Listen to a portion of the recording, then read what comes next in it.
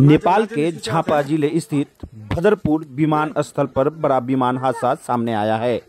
बुध एयर का एक यात्री विमान लैंडिंग के दौरान रनवे से फिसल गया।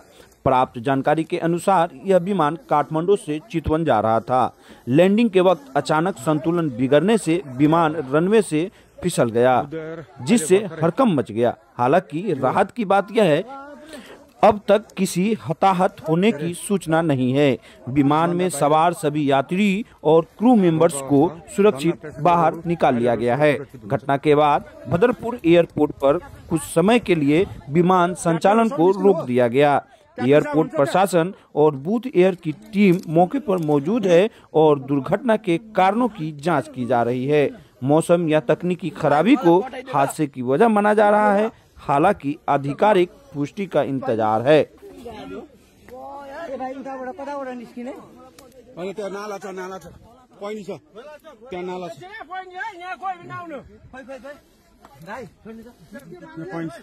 त्यहाँ प्रहरी मात्र जानु, अरू कोही पनि नछिर्नु।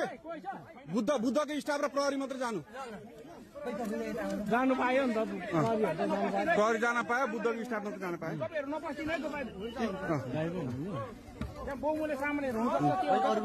कोही नजानु, धन्न बाल माग्छ नि।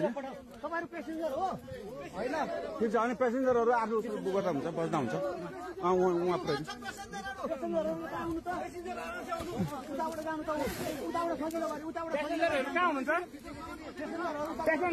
यसो गर्नु न, बुद्धको स्टाफले एकजनाले ह्यान्डल गर्नु न।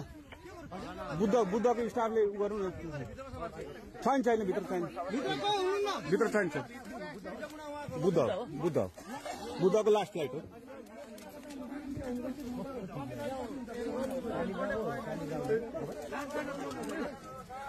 धन्न भगवान कृपाले केही भएन।